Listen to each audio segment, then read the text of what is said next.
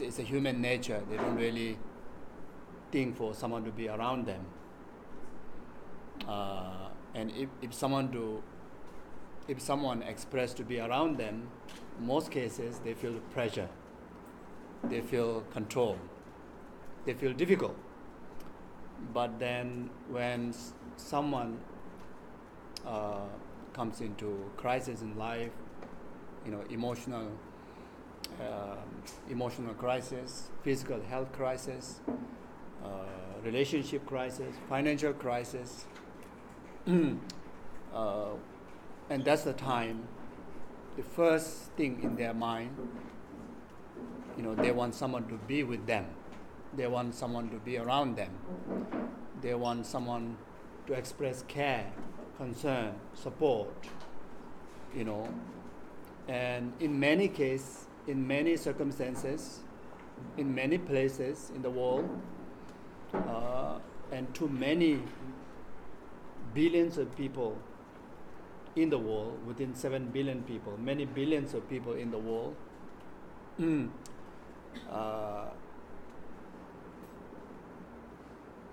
that kind of circumstances, people stay away. People have a lot of excuses not to be in the service or care or support to those who ask for. So many excuses, like I'm busy, I have my own things to deal with,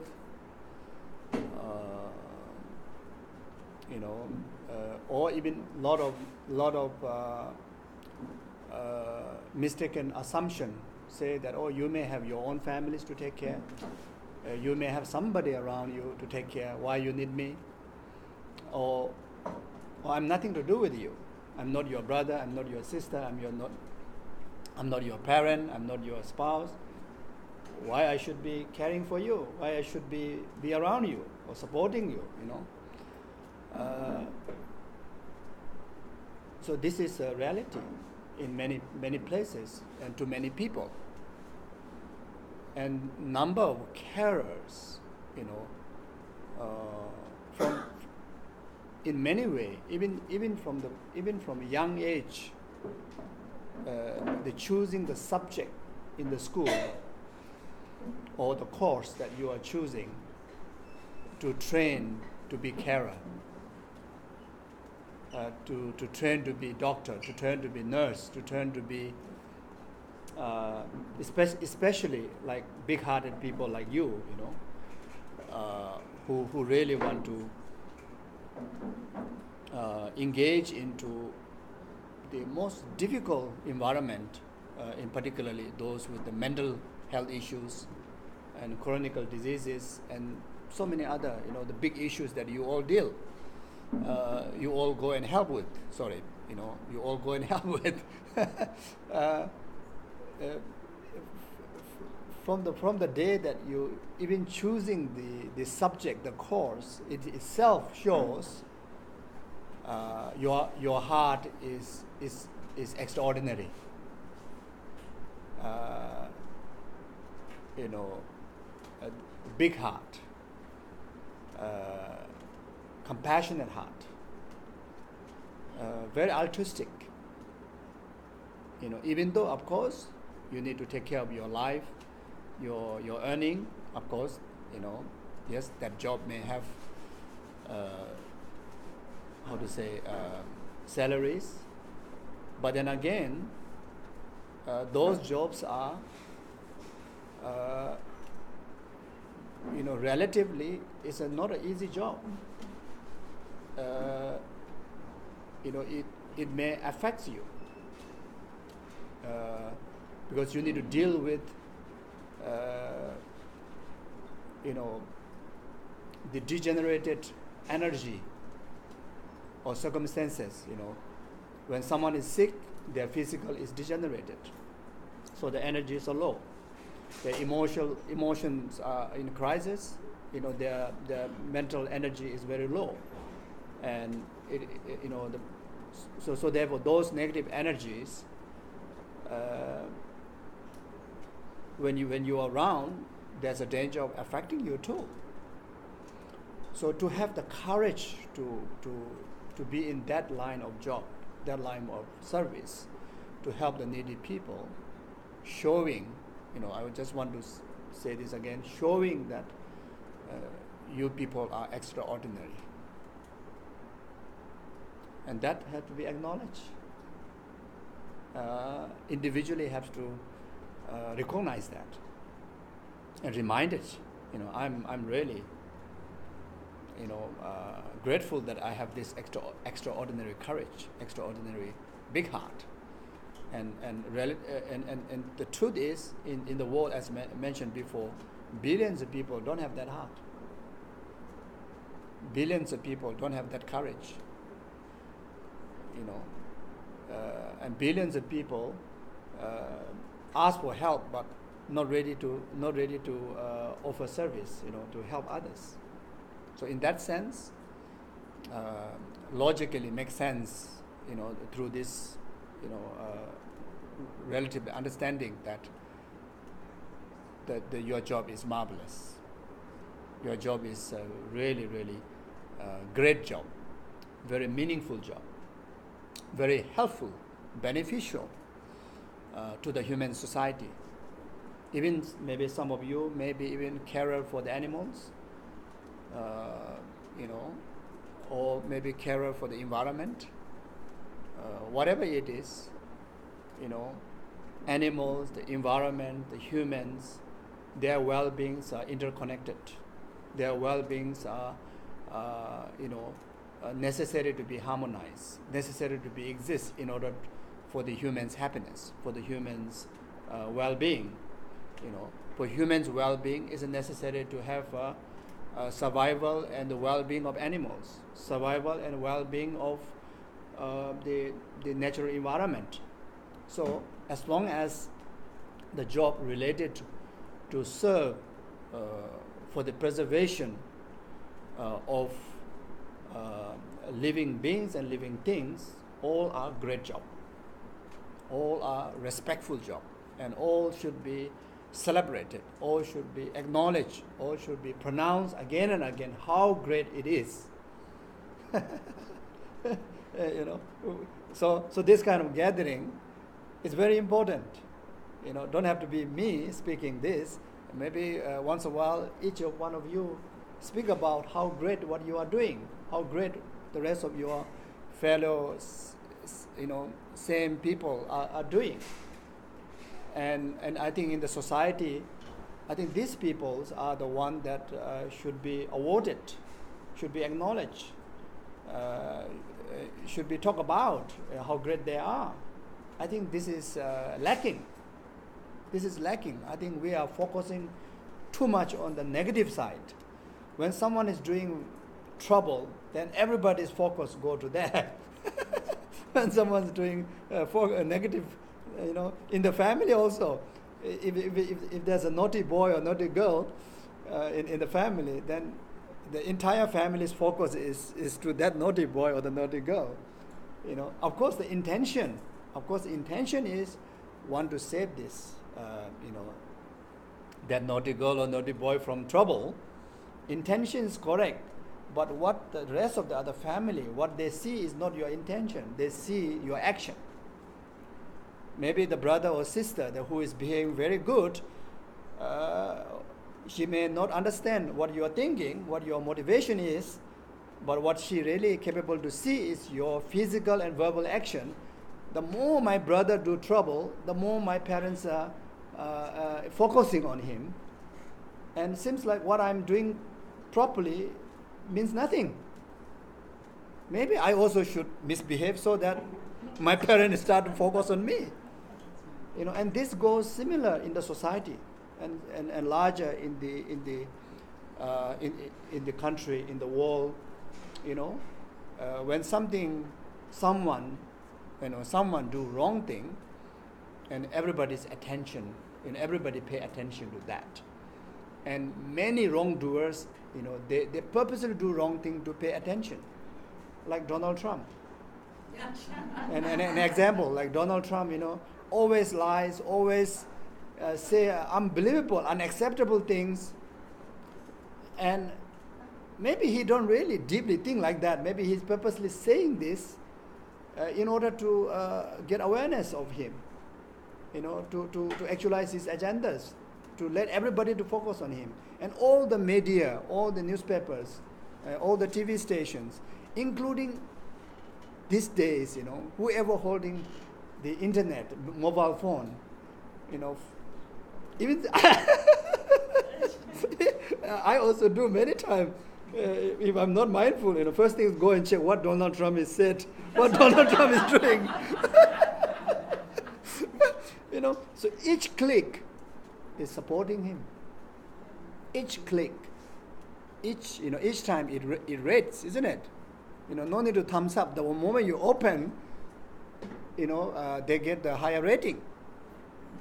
And that's exactly these people want. And that goes very much similar to rest of the troublemakers. So therefore, I think we need to change that, And this is not only here. I'm also complaining this to my monasteries. Yeah, I've been complaining that.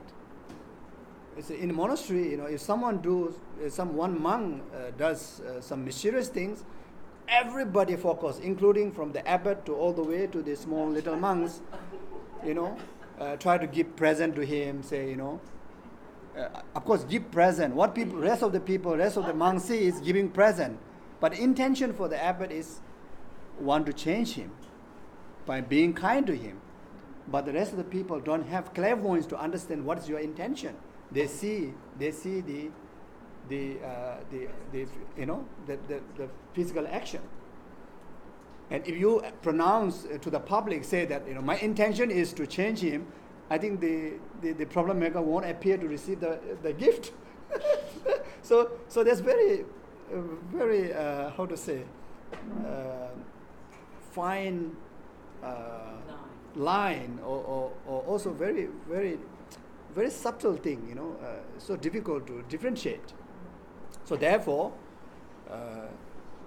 knowing the majority of human beings don't have clairvoyance, don't have capability to see others' mind, others' thinking, and knowing that the capability of, whatever word you say, people hear, whatever physical action you perform, people see, Sometimes even people see, even you close the door, also people, there's many chances of seeing what you do, you see. So in that case, I think our actions has to, physical action, verbal action, I think needed to focus more to the good people and focus more to the people who does a lot of good things. At least, have a lot of programs where we're acknowledging them. Even a small act of good thing, I think should be acknowledged. It could be encouragement. I just recently received Global World Peace Congress Award. And when I look into my things that I've done, I don't see anything why I deserve that. But then maybe some small things, very very tiny things. And after they acknowledge me, I make a commitment. The rest of my life, I want to spend time voicing out for the right of the humanity, the peace, harmony, religious harmony, peace in the world, and in particularly my main voice was the power of individual transformation. If we want world peace, I think we cannot wait the government to have a legislation to create the world peace. We cannot hope for this particular party or particular government to create the world peace. Any time, any moment can change the party or even the government rules. Or we cannot hope for some powerful or famous people. People comes and go. But individual level, as long as human exists, individual is exist. You see, so if each and every individual want world peace, one happiness, one harmonious society, want the right what everybody deserve, then I think the job has to be done within, in individual level. So that was my main voice. So anyway, I'm not going there. I'm just giving example. That small deeds that I have done, and just one organization, acknowledging that, it boosts my courage, boosts my belief, make a stronger commitment for me to do the right thing, So similar goes to every one of you. I think your works are far more greater than what I have done. I've done nothing, little bit, nothing, So therefore, just in Broome and in Western Australia and whole Australia and globally, I think you all should be recognized. But that has to start from Broome,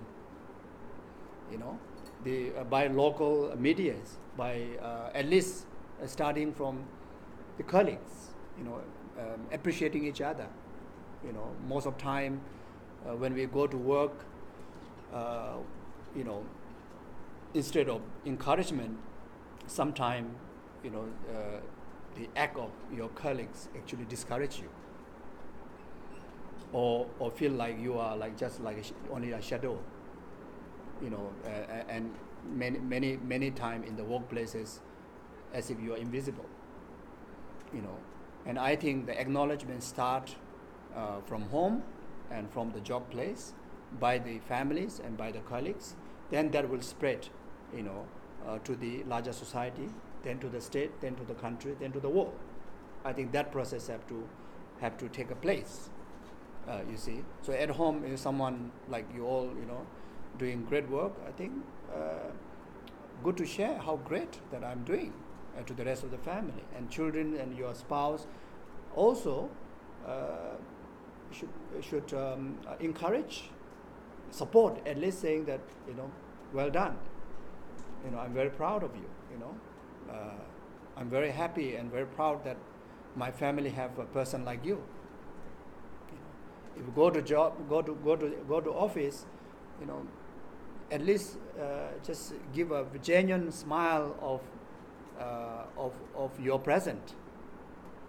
We hardly do that. Just a genuine smile of you just enter into the office.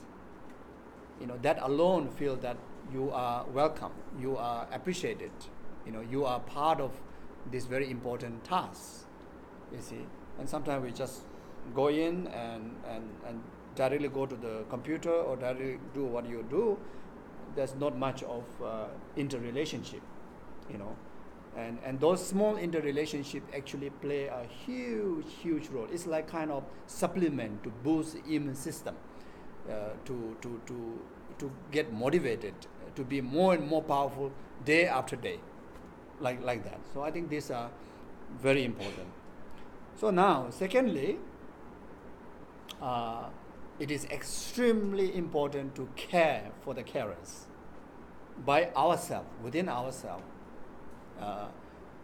We cannot depend too much on someone who will come and care for you.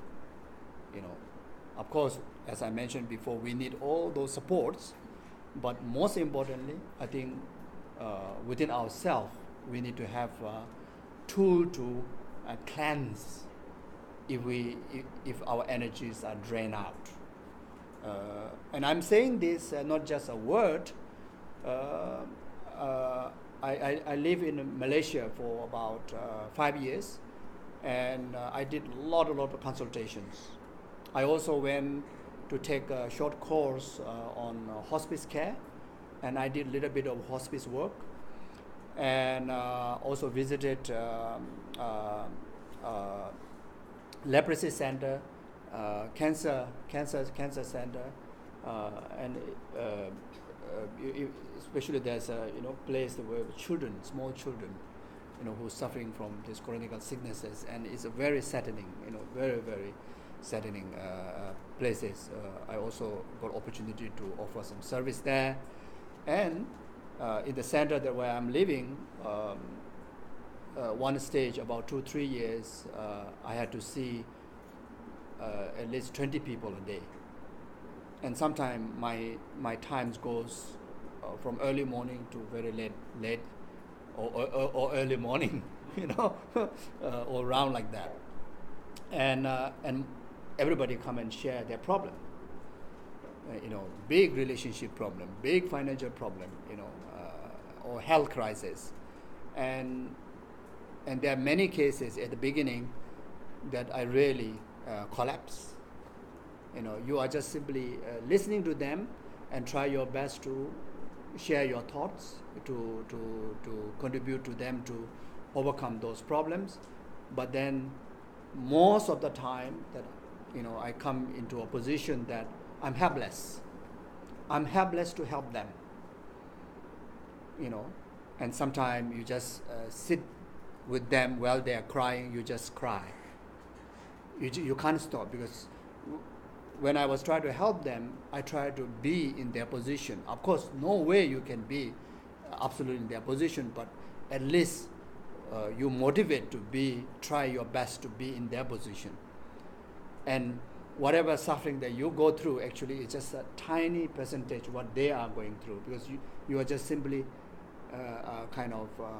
visualized to be with them in their position, not in the real life, you see. But still so painful, and it really, really depress you and drain you, drain your energy, like that. So I try to find a way out, or try to find a solution to cleanse, those negative impact on me. And I apply Buddhist teaching. So one of the Buddhist teaching on karma. So karma means action. Karma means causes and conditions that commit for the experience of the result. So whatever suffering that individual person is experiencing, and that is the result of karma. That is the result of action. So when we talk about the karmic action or karma, there's a collective karma, individual karma. The collective karma can be so spreaded the collective collectively with all the sentient beings, all the environments, or the collective karma just within the family, or collective karma of just or 2 person. But then there's an individual karma which you yourself committed. You see. So and karma has 2 different kind of aspect. One is called as a definite karma. One is called indefinite karma. So definite karma means once you create the condition, cause and condition, the result must experience. Indefinite karma means even you create the cause, but the karma or the action which not supplemented by condition. So due to that, the karma can be purified. The karma can be wiped out, or the cause for that result can be ceased before experience the result. But then at the same time, in Buddhist teaching, Buddha said, there's not even a single karma that cannot be purified by opponent power, means antidotes. So then, but at the same time, there's another. The Buddha by Buddha himself says, there's a definite karma, means must experience the result. So it sounds like contradicting, but actually it's not. Can be purified means even those definite karma, if you apply antidote, create a new condition, like positive condition as an antidote to overcome that negative result by that negative cause, will shorten the duration of the consequences of that negativities, will minimize the intensity of the that negative experiences. So that is the meaning. Even the definite karma also can be purified. It doesn't mean purified like 100%, but it definitely purifies to reduce the intensity. You see. So let's say have a karma to experience cancer, then initial or the doctors or whatever notice that you have this potential, even though that is a definite karma, must experience cancer, but then introducing a positive condition like exercise, proper diet, and peaceful mind, etc., etc. And even though one may experience cancer, maybe that is just like a first stage, and recover from there, you see. And there's a cases that there's a possibility of prevention of experiencing cancer, but there's some in that particular person's cases you are not aware at all, and you had to go through even the last stage of suffering of cancer, you see. So this is just an example, you see. So based on this karmic understanding, then and also you see karma is if collectively committed, then collectively have to purify. It's individual accumulated karma, individual have to purify. So what you are doing is you are just conditioning. You are not the main cause or main factor to overcome that problem or overcome that karma. So when you are helping somebody, you just need to understand you are trying your best and you give your best, you give your 100%. But we cannot depress if the problem cannot solve. So this is one of the technique that it been very helpful for me, because most of the time I get depressed when I hear the news of fail, the health or the problem unable to solve. And even right then when you hear those problems, you kind of take a full responsibility as if you must cure it. Since this person come to you, you must cure it. If you can't cure it, that means it's your fault. And I think many carers take this kind of idea.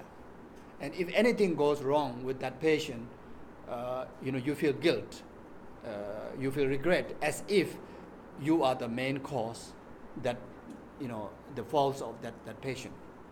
So thinking of the wisdom of karma, then say, I have tried my best, I have done my best, and now this is his karma, to go through this. So understanding of karma bring the wisdom of acceptance. So when you accept, your heart is lightened. No more heaviness. Yes, you feel the loss, but you don't feel regret. You don't feel, heavy heart. Rather, you will feel grateful. Rather, you will have a positive mind that, even though yes, that patient went through such difficult time, but at least I've tried my best. I give my 100%. And I know from there definitely have benefited, no harm. So that kind of confident understanding and acceptance and gratefulness of your 100% given, your part, is the way to cleanse, whatever that negative impact that you are influenced during consultation or during caring for some others like that. So this is one of the technique that I use, and it's been helpful for me.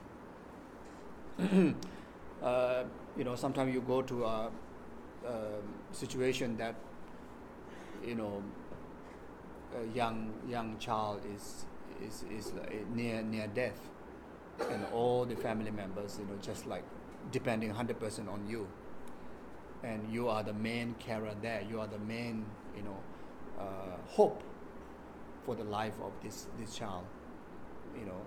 and it is very scary environment. It is very difficult environment, you know.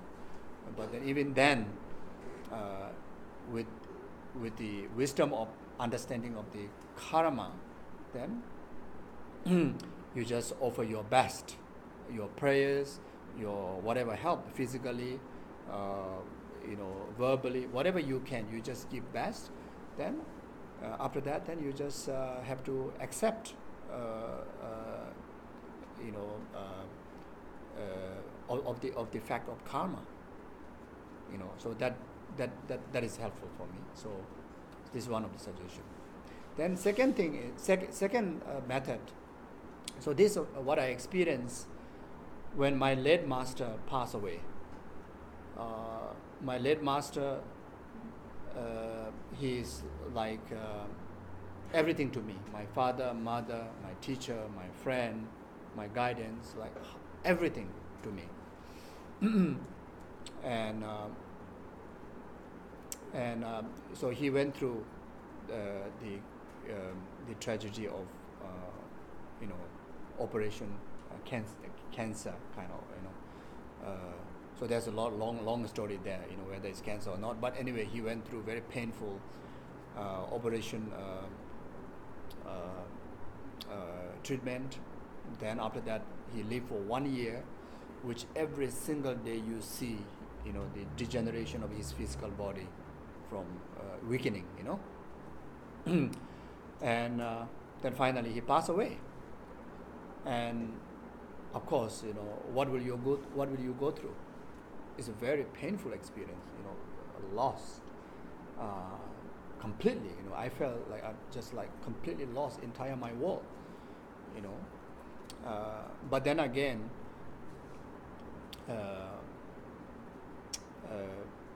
that sadness, that lost feeling, that grief only went only for half an hour. So I transform that loss into a power,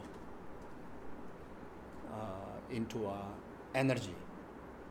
You know, not a failure, not the end of the world. You know, not like lost direction.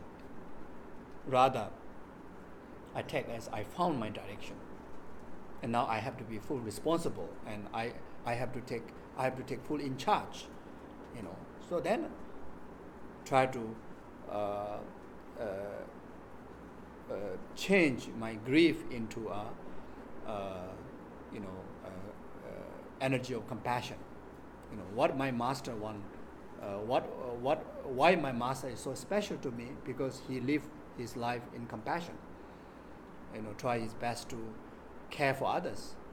So whether he's alive or not, my belief is that he has this wisdom eye to see everything what I do.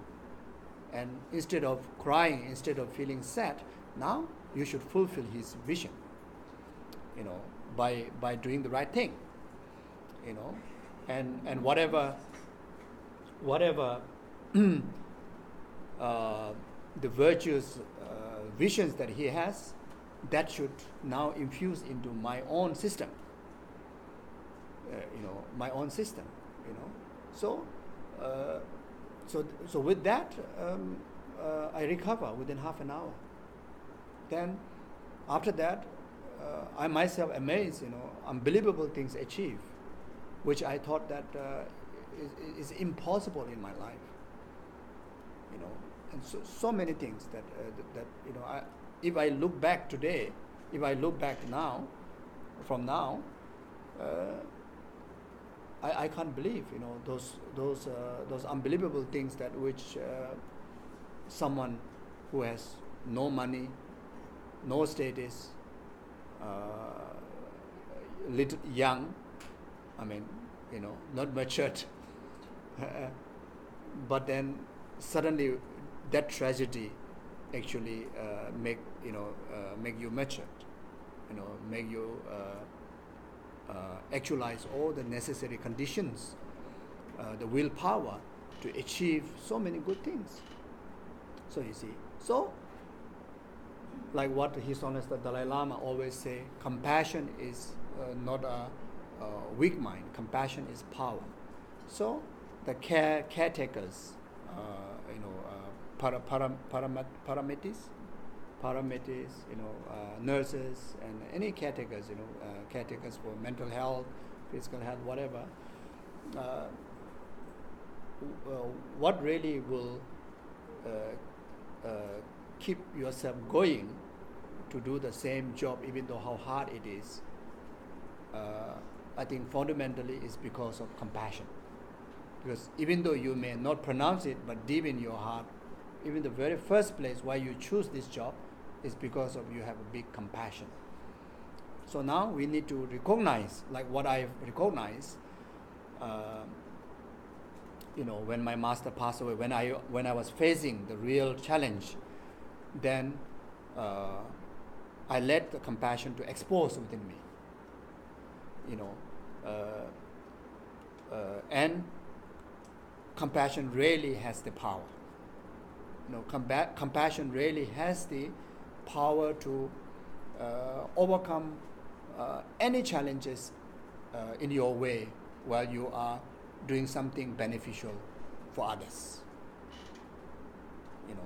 So this is not just a word. I experience.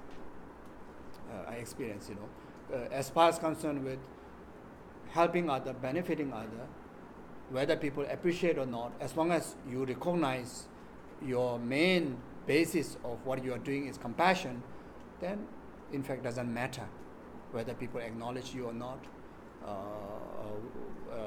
Even the receiver of your care even criticize back, or instead of appreciating, but then you will never give up benefiting to that person because of the compassion.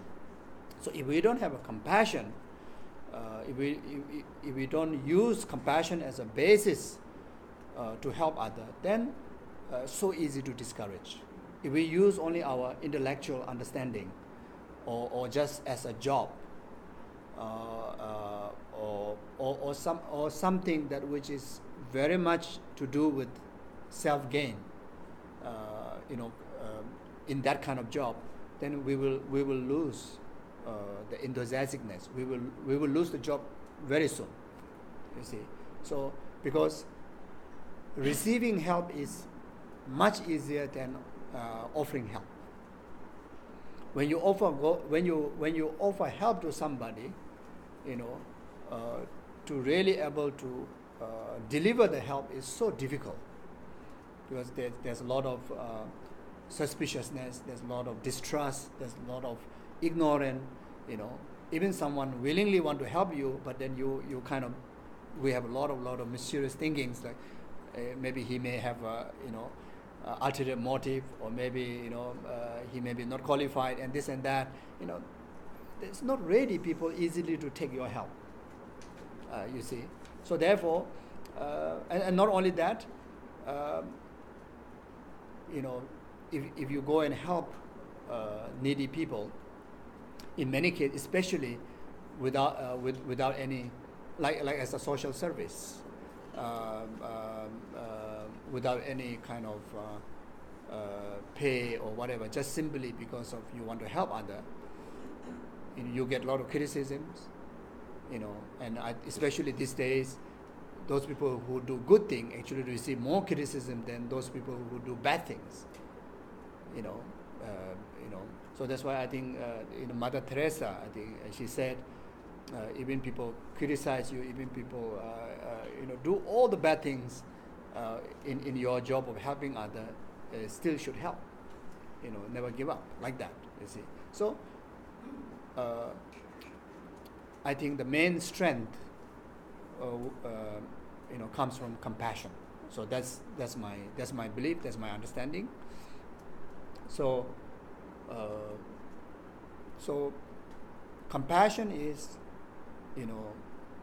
altruistic attitude that wanting the patient or the receiver of your help to be free from suffering, free from difficulties, and from Buddhist understanding, just simply having that attitude alone the receiver already received abundance of help, just simply with that thought.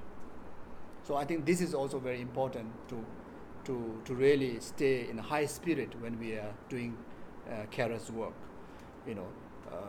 Just simply having that thought, even the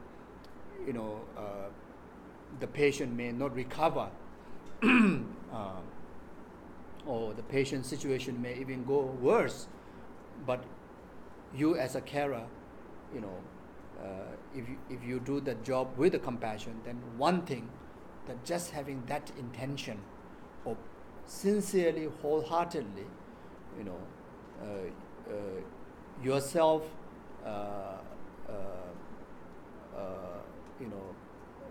coming in contact with this particular patient is solely to wish complete freedom from the suffering and its causes. So the thoughts, the speech, the physical action, all has a frequency,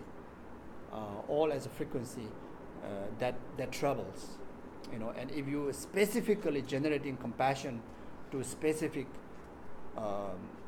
person, then the frequency even become more focused. With that, somewhere, somehow, that frequency become a condition to that suffering person to even physically not recovering, but then mentally, mentally will actualize conducive conditions of wisdom, like acceptance. When the suffering person accept the suffering get lesser. Suffering reduce. When the person on the deathbed dying, when the person accept the death as the process of the events of one event of life, the fear for the death cease. Reduce the fear for the death. You see, so the patient need a lot of conducive condition within their system, within their mental system, to awaken, and we can play a role as a carer can play a role to provide that condition, at least by generating compassion. You see, so this is one of the things, that how you cleanse yourself. Of course, there may be many other ways, like smoking. Tibetan Buddhists also do a lot of smoking things, and Aboriginal, also have the similar tradition. Smoking, cleansing, all this, and our modern way, maybe taking shower, go to the bathroom and take a shower for hours. So, but then again, yes, it's beneficial. It does help some way, but I think most effective for me, what I find is understanding of the fact of karma and the power of compassion. As long as you carry the motivation of compassion when you go to do the consultation or when you go to help somebody, whole throughout session you're very strong. You have the full power to listen carefully, 100%, without affecting you. So when you are not affected emotionally, then you have a greater wisdom to advise, greater wisdom to help the person, And of course, if someone is already so miserable and you go there, you also become so miserable, then I don't think it's so helpful, isn't it? When someone is so miserable, you just try to say, okay, it's all right, okay, things will be okay, I think that helps, you see. So when I apply the willpower of compassion, then when I go to see this little child in the same hospital, I start to smile, I start to create some ideas to play with the child and encourage him, you'll be all right, and the child just innocently express the joy from the space, from the smile, and also yay, like that kind of thing, and they themselves so suffering, and you just cry there. then you don't see the smile from them. You see. So I think compassion is a very very powerful. Yeah.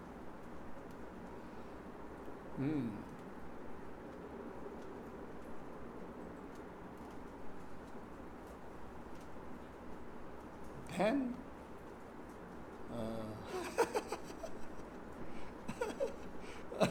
Okay. So then of course you need a kind of like gathering, time to time gathering and cheer up. I think this is important. Just like a cup of coffee together, and the carers I think need to have a lot of meeting, a lot of picnic. You need to be strong in order to help others, emotionally and physically. So you have some kind of activities together, like kind of running together, or tai chi together, or just walking on the beach together, and just simply like talk about how fortunate that we're able to care for these needy people. Not to talk the problem side, just talk about the positive side. And this is something in relation to Buddhist teaching. One of very structured Buddhist teaching called the gradual path to enlightenment. So there's one section very elaborately talk about the qualities of precious human rebirth in order to boost the willpower within yourself to pursue virtues, do good things, develop all the virtues, develop all the altruism. So is one of the way, So of course, our human existence has a lot of faults there, but instead of focusing on the faults, we talk about all the qualities, the preciousness of this human rebirth, the capability of this human intelligence, the capability, the potential of our fundamental nature. I always talk about the importance of needed to understand our fundamental nature is pure. There are some other religious understanding talks about your fundamental nature is sin. So Buddhist understanding, that Buddhist understanding understand differently. Buddhist understanding say that everybody has Buddha nature, including cockroach has Buddha nature. So you say everybody has Buddha nature. So Buddha is, I think, not necessarily have to refer to religious figure like not necessary. Buddha is one very very smart guy, very intelligent and very altruistic person, that came into existence 2,600 years ago, and he discovered that, he was exactly like us, similar situation like ordinary human beings, but then he developed, he pursued a path to discover the truth of ourselves, truth of our mind, and truth of the path, and truth of our destination. And he found out that every living being has the same potential, And after his 20 over years of pursuing the path, and he become awakened. He found the truth, and we call as a Buddha, awakened one. And after that also he says that in fact whatever Buddha that we are talking about, you all talking about, that I have achieved, the potential exists in everybody. You all have same potential. The reason is our innate, inception of being comes with purity, free from sin, and all the sin and all the destructive emotions are just by the way, on the way, intruded, like a cloud, the cyclone, intrude, time to time into a clear space like that, or So anyway,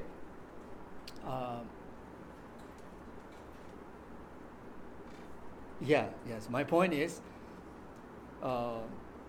talking. When we come together, instead of talking negative things, talking only problems, we should talk about good things. And the good things are abundance there.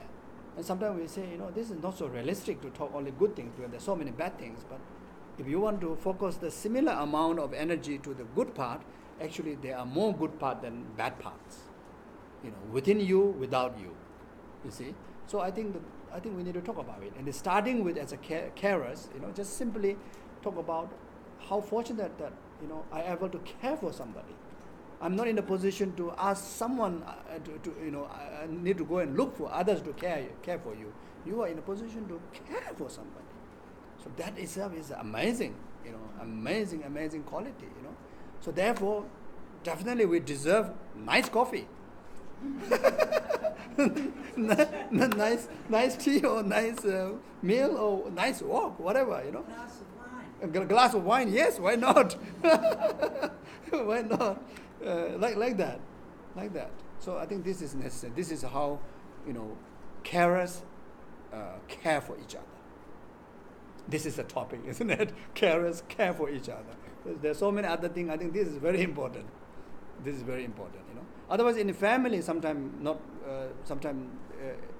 won't happen that. It's not easy to happen that. When you go back home, busy with the cooking, busy with basically concern of the family, because after work, everybody working, schooling, then only a few hours to meet. And that time you will surely focus on the family part, isn't it? Need to focus on the family part. But then you need to provide a time for carers to care for carers. Isn't it? I think this is important. Okay, so now where I am. There's one thing I wanted to. So this is not about carers to caring for carers, but this is carers caring for the patient. Sometime when we care for the patient, this is just I just want to share my own little experience. You are much more advanced in that, better in that, better in that. But just want to share this small experience.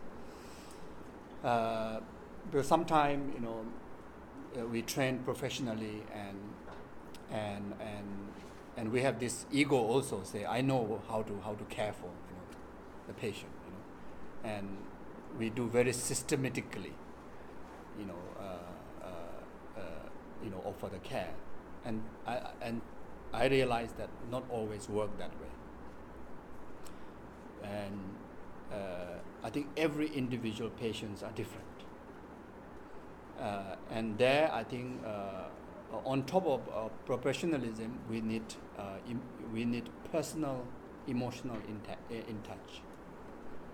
So I think we need to offer the care based on the capability of the patient, how much they can receive. I think that mindfulness is necessary, and sometimes especially like those carers who carry the religious kind of belief,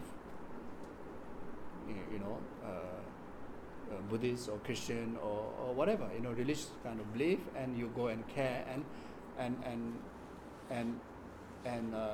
just infusing your religious belief in someone. So I realized that is not skillful. So as a Buddhist carer, if the patient is a Christian, then I shouldn't bring in my Buddhist kind of terms and Buddhist kind of things. I should rather learn the Christian, their belief, their faith, and if you emotionally want to help, if you want to help the emotion, the mind, the religious beliefs are very beneficial, because that's the where there lies the faith and hope, and patience. The hope and faith in the patients is one of a very, very, very powerful basis for their recovery. And the faith play a major role. So if they are in a Christian faith, then I think instead of talking about Buddha, I think the carer should talk about Jesus. You see, and I think the carer good to have some basic knowledge about the person's belief, etc. When you go for care,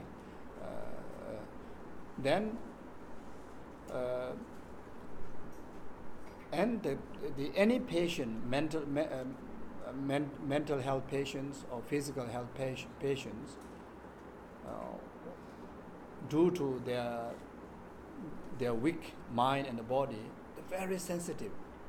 They're thousands and thousands times more sensitive than yourself. So every single tone of words, every single, even the heaviness of your touch to them, I think require a lot of mindfulness. lot of mindfulness. We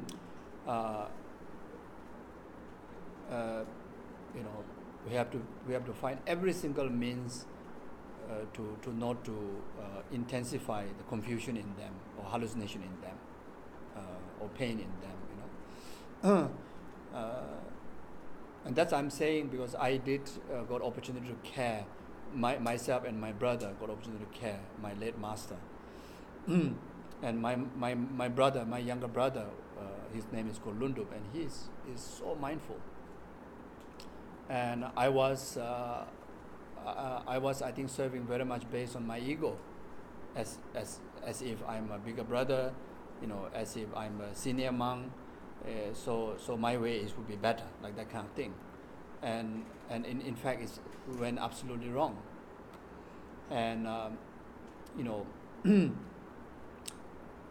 at night one of us has to sleep near to the master's bed in his room, because he had difficulty in moving like that. So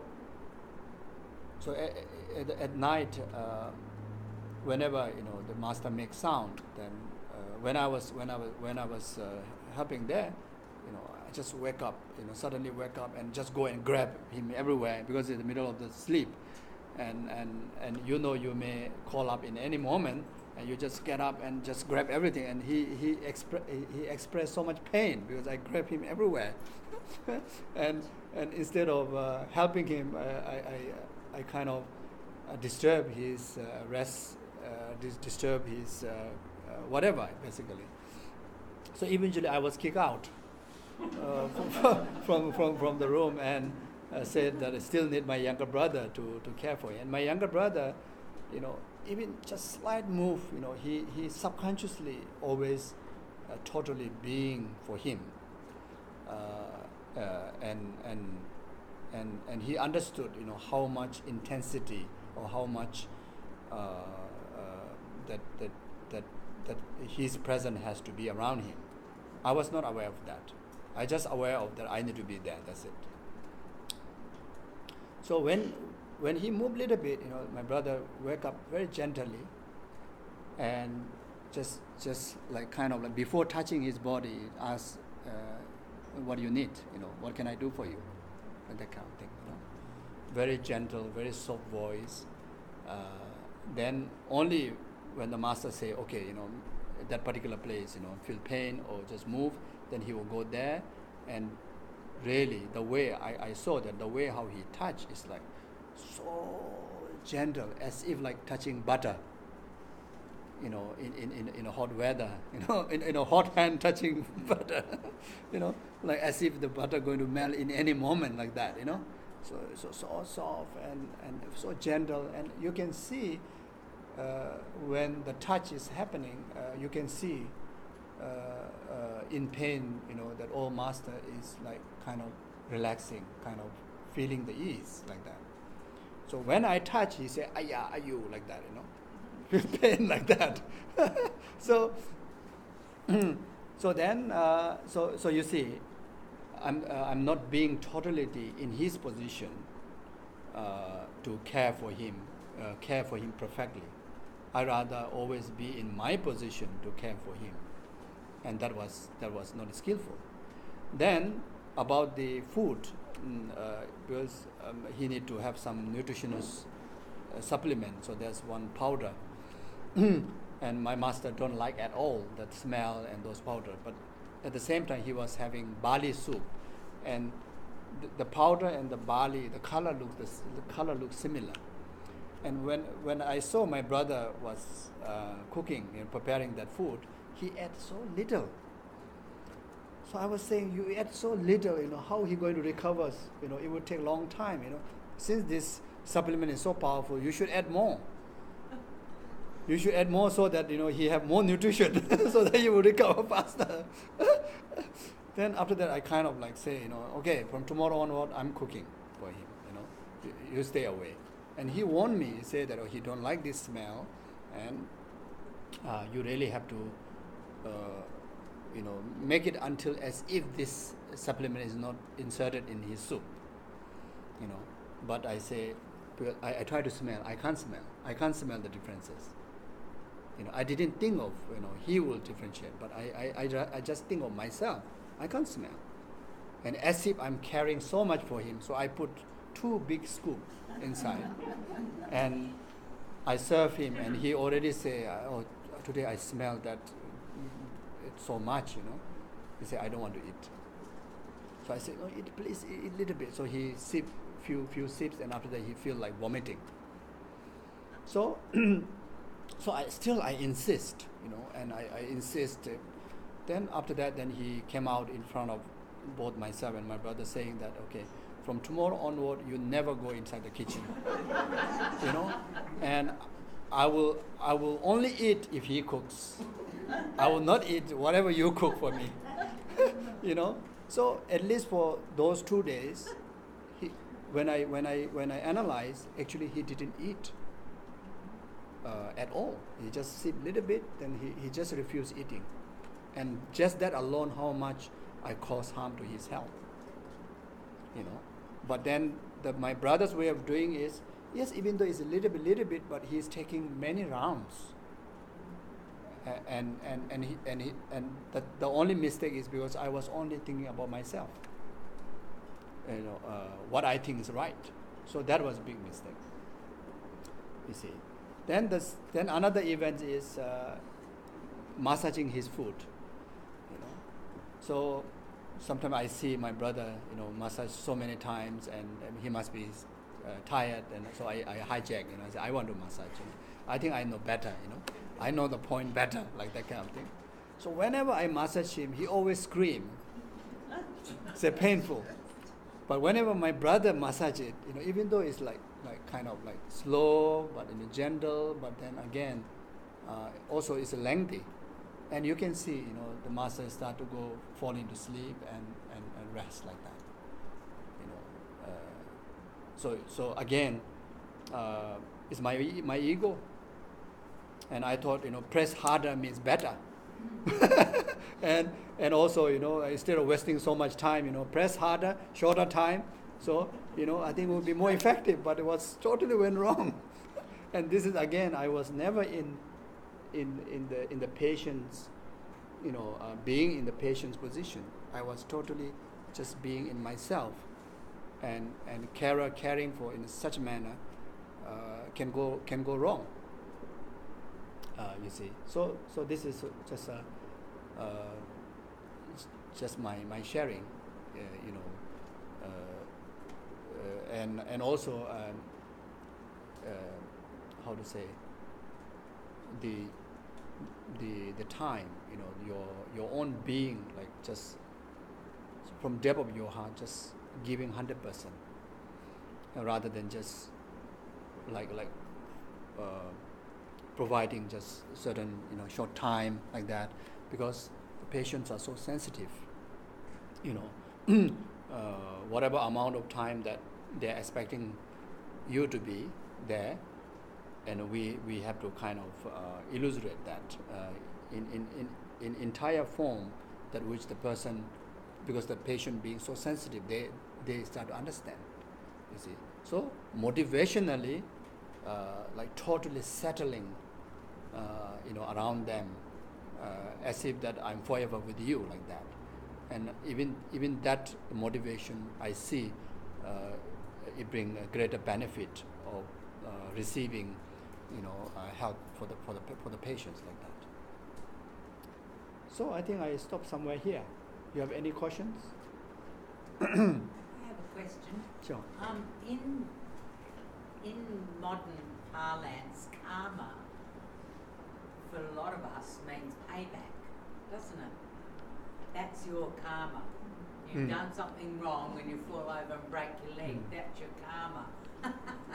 But obviously, it's not the correct way of looking at it. Yeah, many Buddhist, practitioners, they misuse of the term karma. Yeah. And that is really it's not the correct way. It's misunderstood. I think karma means action. As mentioned before, it has a collective karma, and everybody can contribute for the betterment of the better karma, and everybody also has how to say, also have a danger of contributing negatively for the worsening of the karma. So therefore, if we see someone is experiencing the karmic result, then we have to step in to cure that karma if it's negativities. If it's positivities, we have to step in to even boost, even contribute, like that.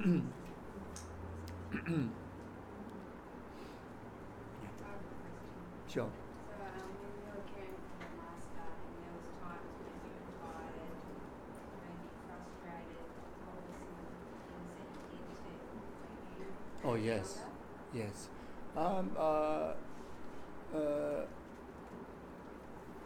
So usually, the one of the thought that how fortunate that I able to care, even though yes, my physical body is tired, but then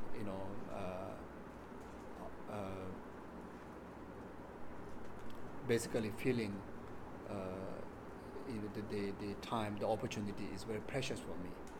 So physically tired, but then mentally you have a lot of inspiration, a lot of courage, a lot of inspiration. Basically, knowing the purpose, knowing the benefit what I'm doing, and especially for Buddhist practitioner, we understand. Some even from the selfish point of view, serving somebody will accumulate a lot of merit. We shouldn't thinking like that, but the last thought to keep you going, at least think like that for you to continue your job. Is how tired my physical body is, but there's so much merit, so much benefit there for myself and for the person. So therefore, I shouldn't be frustrated. But then, of course, also has to face the realistic. If physically really tired, need sleep, need rest, then you have to ask help. Someone to take turn. And like in my case, I did that with my brother. So when he go to when it's kind of like a different shift, many times. So yeah, so I was I think the mind has so much power. The mental power actually can overpower physical condition. I was attendant to one of the main teacher of the study group here, Tenzin Zopa, or Lama Zopa. When I got opportunity to serve him for 3 years, travel with him, and his schedules are 24 hours because he don't sleep. He has this I think trained in that particular practice called shamatha, So I'm sure they must have trained from their previous lifetime. But since young, this Lama no need to sleep. So he's now I think 70 plus, and so it's an amazing person. And this is true. I mean, initially I also didn't believe, but it's really true, because I was with him for 24 hours for 3 years. So when I first become attendant, to him, first week I felt, because even though I have opportunity to sleep at, my duties are mostly nighttime. Then the senior attendant is called Venerable Roger, so he take care of the daytime. So and usually, daytime he asks me to go to bed. But then again, not all the time, easy to sleep. When the times is put upside down, initial level. And I start to, I can't sleep properly. And at night time, I have to force myself to stay awake. And whole my body is like kind of cracking, tearing apart like that. So painful, so, it's like, then your mind is like most of the time blank like that. But then surprisingly, after 1 week, because every single moment, what I see this Lama is doing is giving concentration to people, giving teaching, doing composition, which is, Dharma teaching to benefit others, and always doing something to benefit others. And that's why his times are occupied 24 hours, like that. And seeing this in your own eye, it just inspired you. You just feel, wow, there's a person who can do like that, wow. And that brings so much inspiration in your heart, very like so much life, joy in your heart, and eventually this physical kind of difficulties fade away from your thinking. Of course, physically also it start to adjust.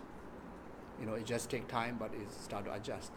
But the main problem is our mind. So the mind is start to accept, or overpowered by some positive thinking, and basically you also, I was a bit forced, but I also no need to sleep for many many days and months maybe, and I still feel okay, still feel good like that. And since then was affected my sleep also, no need to sleep too much. I need to lie down a lot, but not much of short sleep. Then after that I went to study in South India. Basically I sleep about 3 hours or less than 3 hours. Most of the time I study and attending programs. So I did that for about 17 years. Then coming up to today, very awake most of the time. So I think the mind is overpowering the body. So therefore, when you are caring for somebody, if we have a positive thinking, if we know the benefit what you are doing, that you are offering to the person, then I think there's no chance to arise anger, frustrations, agitations. So one of the things that I think I forgot to mention, when you care for somebody, we really has to be mindful of our not raising our negative attitude, like being impatient. I think the patients need a lot of patience, and lot of gentleness, lot of compassion. So if this is expressing from depth of your heart, not just illustrating not just pretending from our body and speech, but if you really mean it from your heart, then I think you don't feel fear of even approaching some patients that who have contagious diseases. So I have one story to share a long time ago, but that is a mixture of good motivation and bad motivation maybe. because that time I need to raise quite a lot of money to build a project, and that was the project in the Himalaya to build a home or the monastery for 40, 50 over girls, and most of those girls are many of them are victim of like unwanted marriage or young age marriage, and also lot of inconvenience, abuse, troubles in the family. Then they run away, and there's many danger of even falling into trap of trafficking, etc. So so basically I know such thing happening, but there's one girl inspired me when I went up to that village. There's one girl who been running, escaping from home, which advised by her mother, because slightly richer family, all men want to get married with this, I don't know, 14, 15 years old girl. So mother have no way to protect her, and she was just, mother says, you just run anywhere you want to run, and this is the best. So luckily, instead she run down towards India, she run up to the Himalaya. So so that's exactly the day that I was, I arrived in I think around 10, 11 o'clock. Then sometime in the afternoon, and this girl came to where I am, and crying and rushing and grabbing my feet and say, please protect me, save me. So that was the initial reason for me to develop that place as a safe home for any girls who want to come there, and then within 1 week, I think we have about 20, 30 over girls. So I just say, anybody just come here. We offer shelter, education, and then also make a kind of a system, call all the villagers and make a system within this compound. No police, no government personals, no families can intrude. And because from that day onward, these girls will be my girl. This girl will be my children, like that, And of course there are a lot of good people also. So by the support of them, we're able to make such kind of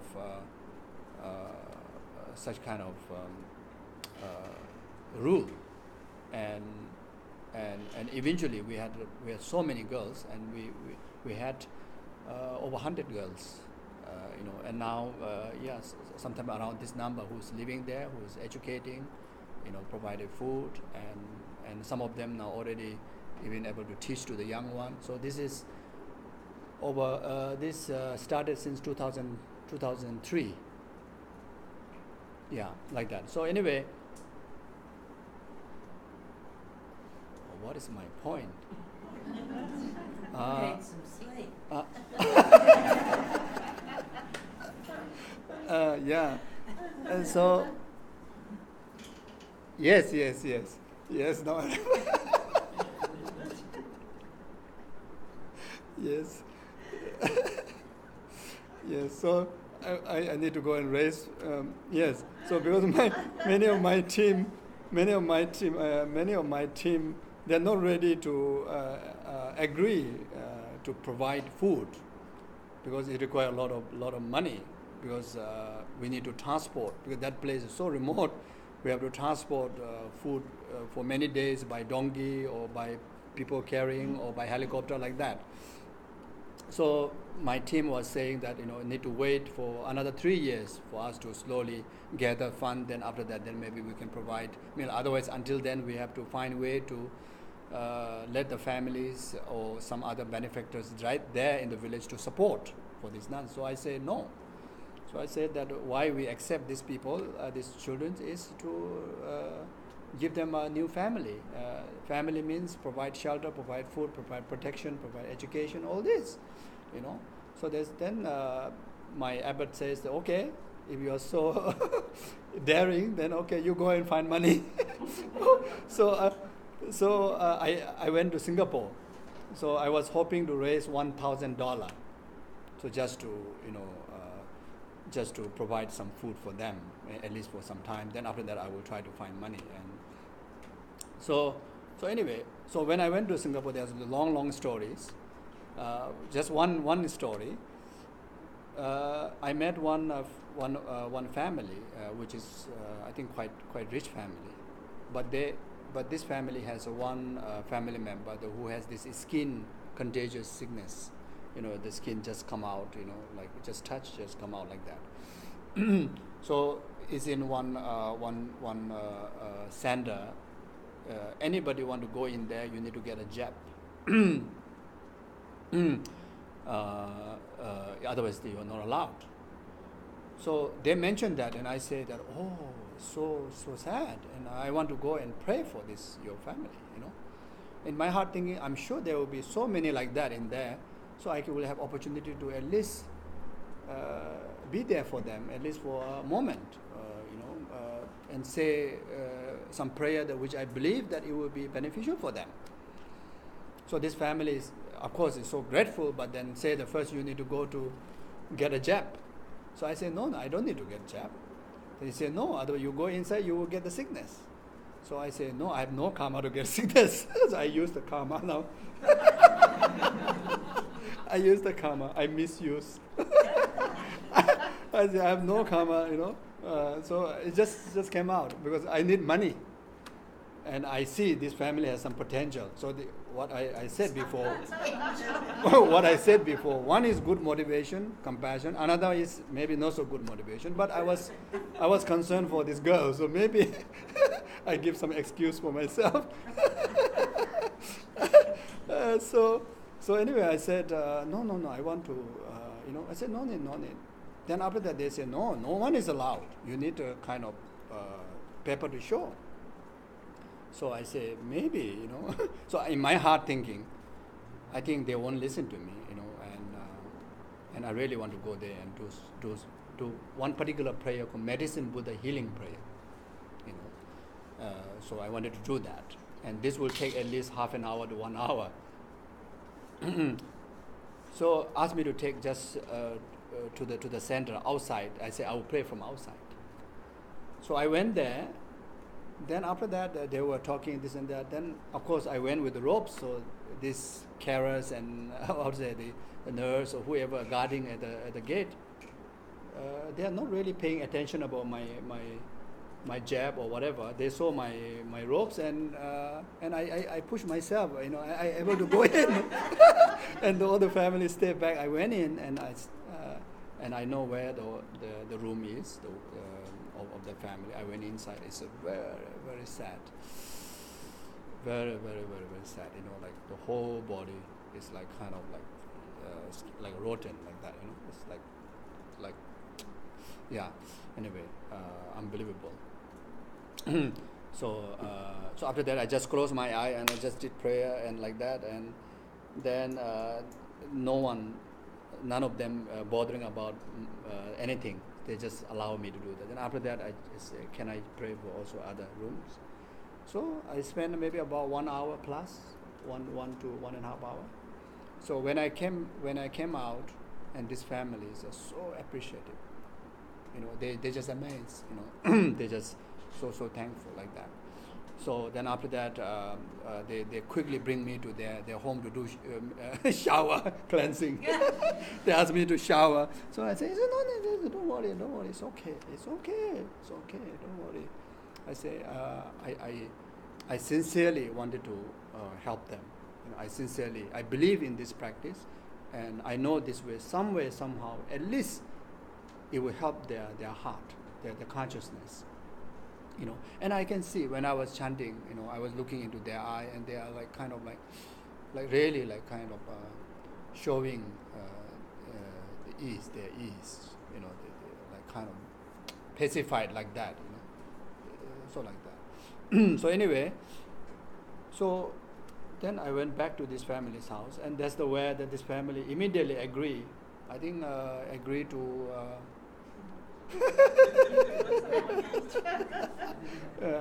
No, I can't remember exactly. I think 50,000 Singapore dollar maybe. That's good. 50,000 something like that. Oh, then after that I become more greedy. I say, okay, not just food okay. Now I want to build 100 rooms for these girls. They need to have very comfortable, room for themselves. And in that area, that's a nunnery, they already have 15 to 20 old nuns, and they are also lacking of care. So I thought all these to combine together, and there are some little girls. So I thought to let the one little girl to go with one senior nun. So the senior nun act as a carer, I would say mentor. Then also eventually build a relationship that this young one will also take care of the old one. So I want to build a room that got a 2-bedroom and 1 kitchen, so these 2 nuns can stay like that. So then after that I start to believe in karma, and I believe in the compassion. So I go around, and then I went into one restaurant. I say I want to call 10-15 people for. Am I taking too much of your time? You want me to continue with this story? Oh yeah. Okay, good. So anyway, I went into one restaurant, and a small restaurant. Maybe they may have I don't know, 10 chairs like that. So I say I want to have a dinner gathering here for about maybe 5, 6, 7 people. But then the restaurant guy says, for what? So I say I want to raise some funds. I want to share my project, so that maybe hoping to raise some funds. Then suddenly this guy says, my restaurant is too small for you. So I say, I don't have anybody to invite first place. I'm just hoping, I'm just hoping. I just go around and search people to invite people, and then maybe we can do something. Then they say, I want to sponsor all the food that you want to feed for your guests. And I can see you sincerely want to do some good thing. I want to help you. I say, oh, thank you very much, and I will go and find a few people, to come to. He said, no, not here.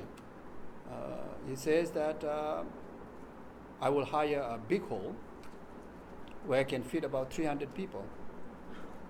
Then he said, you go and find at least 150 people, and rest I will go and find. I will bring. And all the food I will sponsor. I can't believe that. Then I saw in his restaurant there's the Amitabha Buddha statue. So I was thinking that I think in front of this statue, I don't think he will lie to me. I think he's genuine.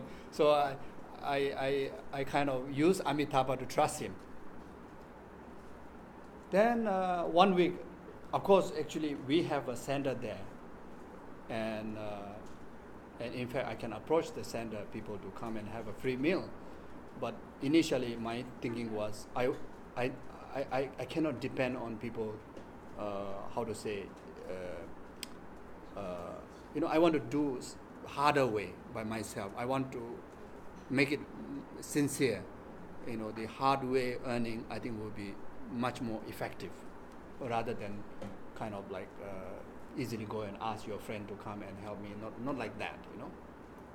So this is my belief. So anyway, now got a free meal. Then I contacted my center people, say, oh, come and have free meal.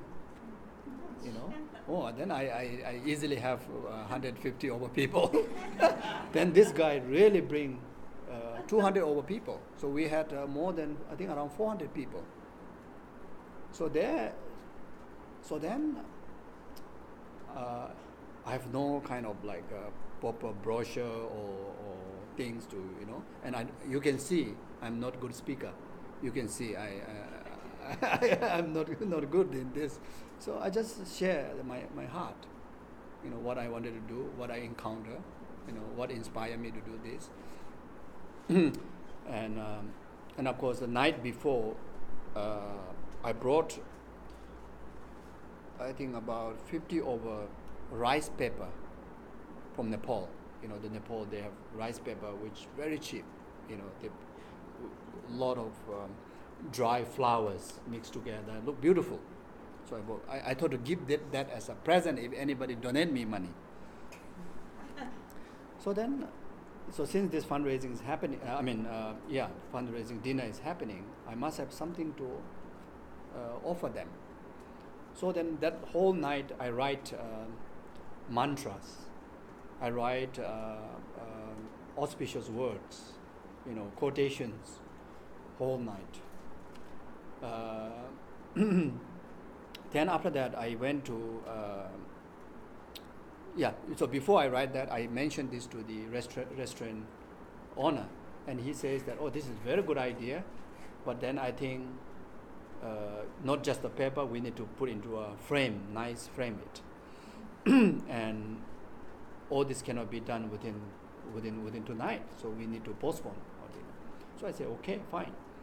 Then he says he has a friend that who make frame. And this, after writing, and he saw this is beautiful, so I kind of write calligraphy, the Tibetan writings, you know, and some of the words are very beneficial words. So he went to the frame guy, and frame guy says, oh, this is for such a good cause. I want to sponsor all the frame. On the frames are unbelievable beautiful. I was shocked that, you know, all this writing and this paper can come into such a magnificent. So then during the dinner display, so whoever offer more than $5,000, then get one of the writing. This was suggestion by this restaurant guy. And during that dinner, everybody is like kind of like grabbing that. So anyway, so the end of the conclusion of the story is, yes, I able to build all the accommodations and kitchen, the place for them to pray, study, what we call Gomba temple, and also able to build school for them, the young ones, and able to build a clinic, and up to today offering free medicine, Tibetan medicine and Western medicine. So we have a resident teacher for English, for Tibetan, and for Buddhist studies. So anyway, this project is I've already handed over to the monastery office to run, because I took some different role of touring around Australia and touring around the places. So, but all those projects are complete, and all the girls are doing very good. And now, what's the reason I'm sharing this? He's softening his heart. Yeah, so I think the reason is Because it's with a couple of calligraphy yeah. and frame outside. And how much they say $5,000 each to Yeah. keep one of the frames. That's why you're telling us that Yes. story, no after. Yes. So yeah, I think the how to say, I think the motivation, and also compassion. You know, everybody has compassion. I think we just need to acknowledge that we have that, and we use that as a main force to do good things in your life. I'm not saying I've done good things. This is a very small thing anybody can do, but even a weak person like me can able to do because of compassion. And why this restaurant person able to help me is because of he has compassion. You know, why this frame guy able to help me and even gain a trust because of they see the genuineness of compassion from my side, and because of they also have the compassion, and all the donors, everybody, because of compassion. So I think compassion, I think, is a very powerful tool to solve many problems. Emotional problems, even any difficulties. So I think this is what I'm trying to say. Yeah. Thank you. Yeah. Okay. So it's in your hand to stop me. Otherwise, if there's any question, welcome. I work in the social and emotional well-being area, and one of our targets now, or one of my targets, is the youth, so the young Yes. people. What the focus around here at the moment in my space is around suicide prevention. Yeah. But one of the things I see is big disconnections between like the elders and the young people. Yeah. I see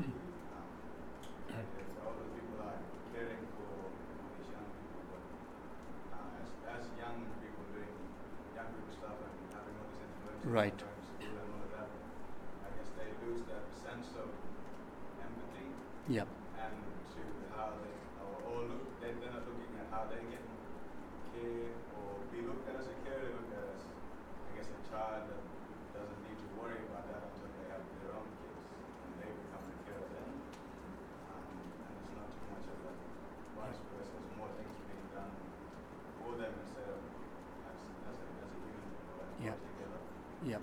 I was just wondering, like, from your perspective, Yeah. where you see that the empathy comes in for the younger people Yeah. and how that they can show that appreciation. Yes. Thank you. Yeah, for younger people, I think we need a lot of skillful means.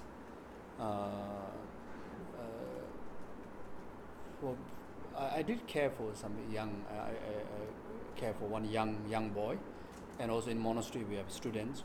They are age of 7 all the way up to teenage.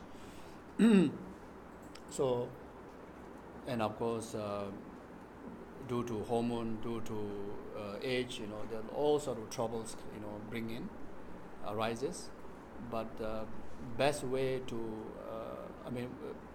the bridge, what we really need is the communication, and the trust, and the comfortableness, feeling comfortableness, for them to rely on you, for them to seek your advice, or accept you as a carer for them. The bridge is being friend with them. For ourselves, again, putting ourselves as a senior, older age, just put aside and try to be like them. Basically showing to them like I'm very much like you.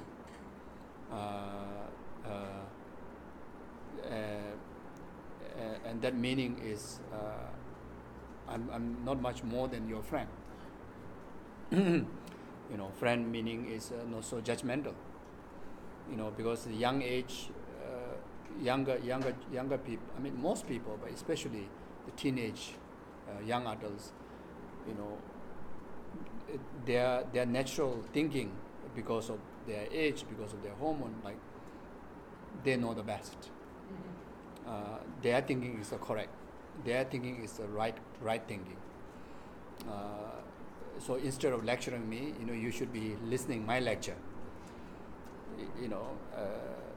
So this is a natural, and it is nothing wrong with that. And this is also not a problem that cannot be solved. With that thinking, of course, there's a lot of confidence, a lot of good kids do a lot of good things too. But then sometimes that kind of, the age confident also misuse or do wrong things, fall into wrong track. So our duty is to help those who are especially falling in the wrong trap.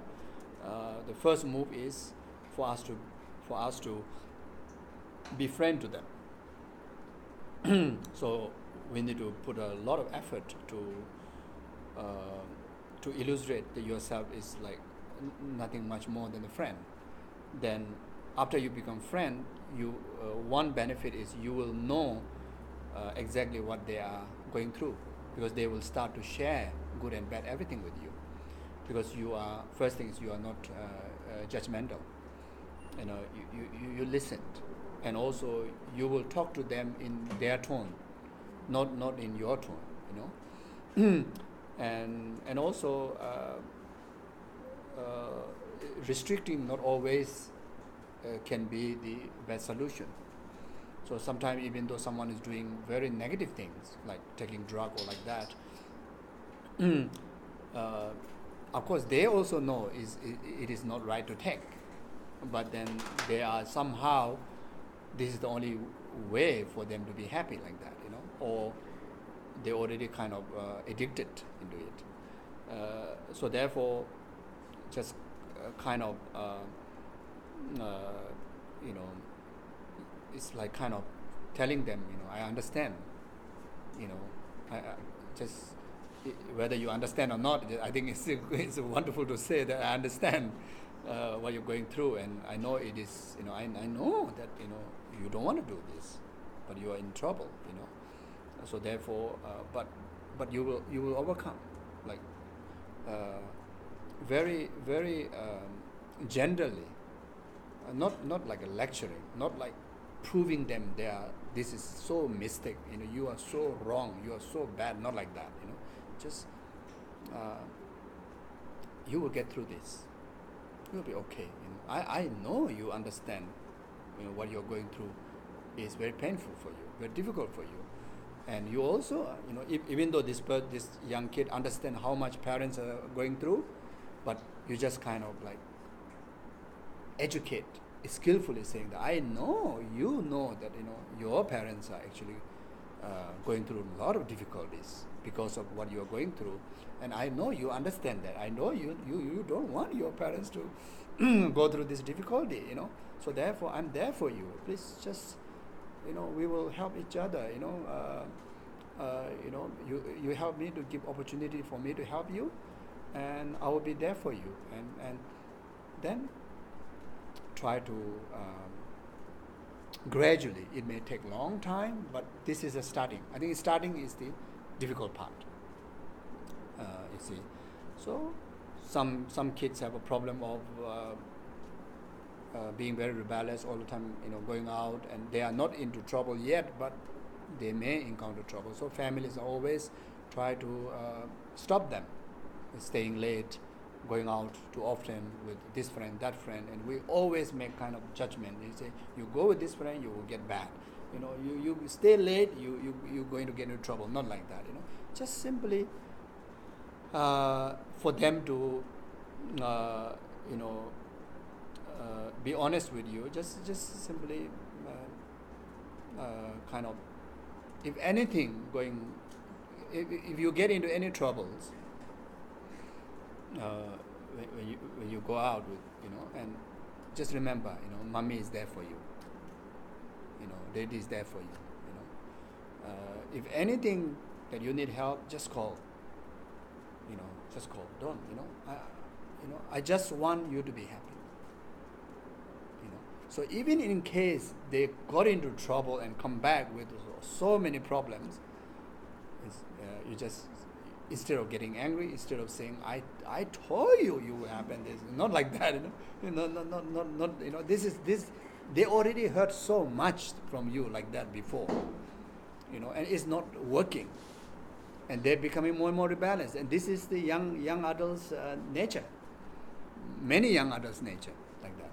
So especially young children, the moment you say don't do, they will make sure do it, many of them like that, So even with bleeding, even with all sort of drinking, this and that, they say, sorry, you really get hurt, you really get hurt, I should care for you, I should, okay, lie down, okay, it's okay, everything will be all right, and so like that. So tomorrow again, the young energy maybe want to go back to the same place, forgotten about the hurt that yesterday you had, he had, and you just You don't say, yesterday you had like that, and now you still didn't understand. Now you're still going out. They are not happy with that. They will think that you are obstacle for their happiness. Most of the children, whatever we say to them, say no. Everything they think is you are being obstacle for their happiness. So even though you're saying, I want you to be happy, but then in the word and action that you do, you create them to always think that you are obstacle for their happiness. Then the relation got like this. You see? So even though he's going back to the same problem and just say, I really hope that you don't need to suffer, and I really hope that you'll be very happy tonight, and just like that, Then this kid start to think within themselves, the real care, real comfort is coming from home, coming from my parents. I'm looking that from outside, but actually I get punched, I get this, I get that. They start to wake up. So there's a lot of, I think, skillful play, and for young children, I realize it's so effective that you create some stories. Because the young children, they always like to compare, and they like to win. They want to be better than anyone else, So, like just example of maybe just simple example of not doing homework or not going to school. Basically, many parents face problem. Young children going to school, So, just create a story of someone like their own age like that, and say, there's one boy like that. Went to school, get a lot of credit, wow, he's so outstanding, from his school, all the children can learn like that. Wow, amazing, Or he, and you have all this potential, and you can do it, and maybe not tomorrow, maybe not today, but I'm sure you have this. You will achieve all this goodness. What that boy was achieving. Actually, that boy is a mystery boy. No such boy exists out there, but for this little boy, is comparing with that boy, and now I want to be like that person. All the praises, my mother praising him. I want that kind of praise. I want to win over him. Then they start to follow the right path. This I apply to some children, and it works. Then just recently in Malaysia, just last year, some young adults, they got into trouble with the drugs, they got into trouble with fights, quite a nasty things happen. And these little kids, I know them before, but then quite many years, didn't see. And and their parents, and there are quite other number of people from the center saying that, Geshe, I think we should create a program for you to meet with them in the center. I say, no, I don't want to meet in the center. I know if I want to meet in the center, they either have to be forced by parents or forced by someone to come to the center and listen to my lecture, or otherwise they won't appear. So I said, no, I just want to have coffee with them. So I said, I want to meet somewhere in a nice coffee place or tea place, wherever, outside, and in fact, I want to treat them, because for a long time didn't see them. I want to treat them a coffee, So just come for coffee. Anyway, it didn't really happen exactly in a very nice coffee place, but we gather at the somewhere. We had a tea and food to eat. And when I reached there, in the past I always lecture, I always teach, and they were also my students when they were small. And all of them, I saw they was grown so big. Some was taller than me, and some I couldn't even recognize their face. The girls and boys, and the few of them, and quite many of them have trouble. Some emotional trouble, some these unethical works that they engage, and a lot of problems are going on. Even though they were taught Dharma, but now their hormone, their teenage mind, they just want to be brave. They just want to, earn quick money, but then because of that, they went into wrong path. And family relationship no good, because parents always telling them what you are doing is wrong. And these people believe that, yes, they also know it's wrong, but this is the way out, they believe. And they enjoy also. Somewhere they feel excited. And they believe the parents are obstacle for their excitement, their happiness, that kind of thinking. So anyway, at the tea place, I just say hello, like a friend, no more like the Geshe before. So friend like that. Then after that, hey buddy, what's going on? Share, anything, this and that. So they assume, and later I ask, what you expect from me. They say, oh, I'm going to give a big lecture, and all the complaint that our parent told you, and now you're going to lecture us. But they found out that basically I was talking about pizza, coffee, hanging around, climbing and this and that. And I just asked about the hobby, and we were talking about each other's hobby. And every one of them, they just like talking and non-stop talking, We're already running out of time, but they're just talking, they're expressing, Then after that, one by one, pull me out. One by one, say, I need to talk to you in private. So one boy took me to the other side and says that I have this trouble. And things to do with quite a nasty things. But I don't know how to get out from this. So Geshe, help me. So they told me detail what's going on. And of course, I don't have much thing to help them, but at least try to let them understand for long-term benefit rather than focusing on short-term benefit. And I can tell them then, because they are paying so attentively. Usually they don't, but now they're paying so attentively because they are the one who ask my opinion now. Then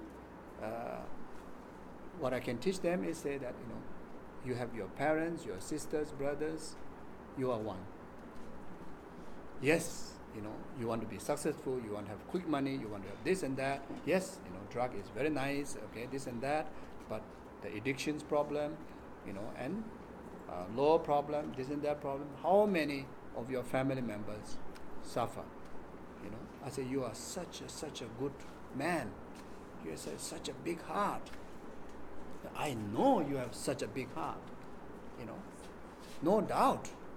And you have a great wisdom. I didn't say you're stupid, you did like that. No, I didn't say that. You have such a big heart, such a good wisdom. But because of the age, you fall into this trap. Now think of your parents. Think of them.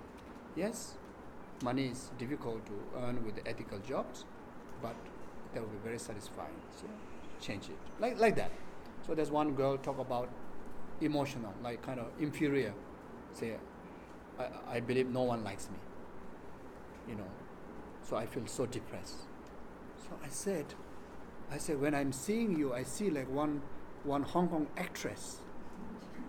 I say, don't tell the rest of the girl, but among all the girls, I think you are the most beautiful one. So therefore I say, this is just your wrong perception. I believe you are most beautiful, and I'm sure many of others will believe you are so beautiful. So I say, what do you think is your mistaken thought? Like that. Asking me to stop. Yeah, we're going to have. So this is the way. Sorry. Yeah. Thank you. Thank you. Yeah, we'll have to wind this up now because Geshe is going to go again at 1:30. So. Okay, sure. Yeah. Yeah. And I'm sure that on Sunday. But thank you all for coming. Thank you. And Thank you very much for your time, your precious time. Thank you.